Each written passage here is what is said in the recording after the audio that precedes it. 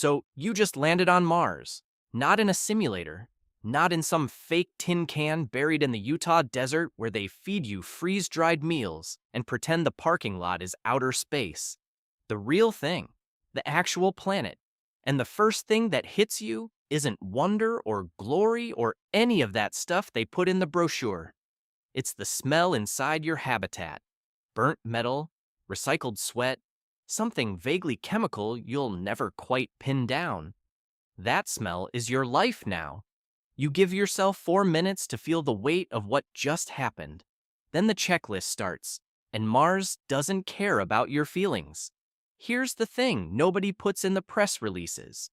Being first on Mars is basically construction work with a side of probable death. Week 1, you're outside in a suit that makes you feel like a walking marshmallow, bolting panels together in -60 degrees, running cables across dirt that gets into everything. Your boots, your equipment seals, somehow, impossibly your food. Martian dust is the world's worst house guest. It doesn't knock, it doesn't leave, it just grinds quietly into everything it touches, all day, every day, forever. By day 3, your back is wrecked.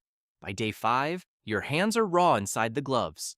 By day 7, you've got a pressurized habitat, a functional oxygen system, and a growing suspicion that whoever designed this mission never actually spent a week doing manual labor in a spacesuit.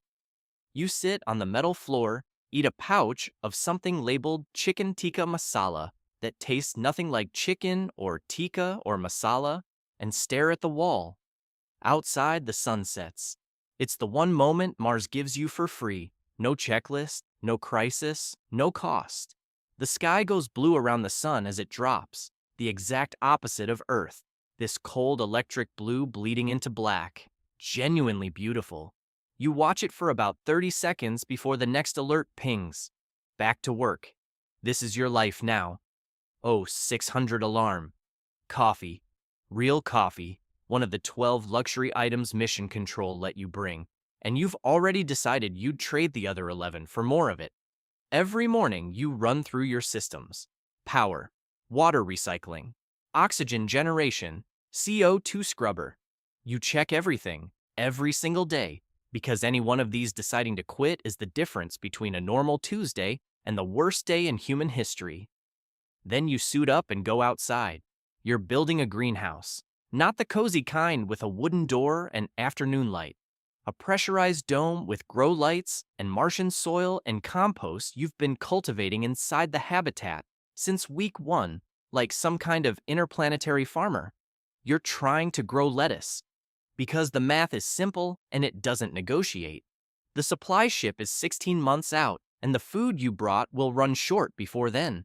So you grow lettuce on Mars, or you start making very unpleasant calculations. You talk to Earth every day, which sounds normal until you remember there's a 40-minute round-trip delay on every message. It's not a conversation, it's more like two people leaving each other voicemails across the solar system. You front-load your questions, backload your thoughts, and fill the 40 minutes in between with work. By month 2, the delay feels normal.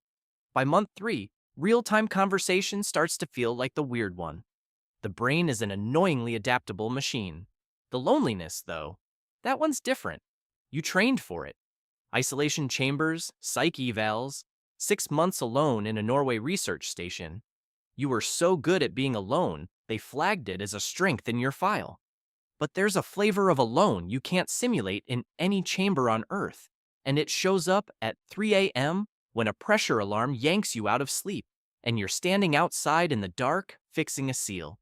And the stars above you are so sharp and dense they look painted on, and somewhere in the middle of tightening a bolt you realize the nearest other human being is 140 million miles away. Not down the hall, not in the next city, 140 million miles. You finish the repair, go back inside, don't sleep the rest of the night, add it to your psych log in the morning, just the facts, no drama. That's what they trained you to do. Month 4, the water recycler starts dying. This is the machine that takes everything your body produces and turns it back into drinking water. A sentence that sounds disgusting until you're the only person on Mars and suddenly, it's poetry. Efficiency drops 15%, then 20, then 30. At 30, you're rationing. At 50, the mission ends. Mission Control sends you a repair procedure that wasn't in any manual you trained on, because no one ever thought this specific part would fail this specific way. 3 days on your back inside a panel the size of a kitchen cabinet, learning engineering on the job, on a planet that will absolutely let you die if you get it wrong. You fix it. Ugly, improvised, cannibalized from a backup system you're now praying you never need. But it holds. Efficiency climbs back to 82%. You log the loss, adjust your rations, move on. There's no alternative to moving on out here. Self-pity has a weight limit and you already hit it on day 1. Month 6, the lettuce grows. Small, green, ridiculous-looking lettuce in a dome on a planet that has never grown a single living thing in 4.5 billion years of existence. You didn't expect to care this much about lettuce. You've driven a rover across ground no human has ever covered. You've collected rock samples that'll rewrite textbooks back home. But the day you harvest that first batch, you sit down on the greenhouse floor and cry. Not the sad kind, just the kind that happens when your body finally releases 6 months of something it's been clenching without telling you. You eat it with the tikka masala pouch. It tastes extraordinary. Best meal of your life, technically. Day 214. The sky turns black at noon. Not dark, black. A continent-sized dust storm rolls over your position and just parks there. Your power output craters in 4 hours. You already built a plan for this back in month 2. You go outside in zero visibility, one hand on the guide rope you anchored for exactly this reason, navigating by the arrow on your wrist display. The dust doesn't blow you around out there. Mars barely has enough atmosphere for that. It just works itself into every seal, every joint, every crease in your gloves. Silent, patient, grinding away at whatever it touches. Sound familiar? You reposition the backup power unit. It clicks. The wrist display jumps. You walk back inside, run your checks, eat, sleep. The storm hangs around for 3 weeks. You spend most of it doing lab work, interior maintenance, and reading. You brought 400 books. You're on book 61. You've also started writing your own. Not for anyone else, just because the inside of your head needs somewhere to put all of this. When it finally clears, the surface looks completely different. Dunes shifted, your rover tracks erased, everything rearranged. You step outside into a landscape you've been living on for 7 months and feel like a first-timer all over again. That never actually goes away. Every ridge you haven't crossed, every rock formation your lights sweep across for the first time. And you feel it again, fresh, every time. You're living on a planet that's been sitting here since before life existed on Earth, and it has never once had a visitor until you showed up and refused to leave. Day 407, Mission Control confirms the supply ship cleared Earth's orbit.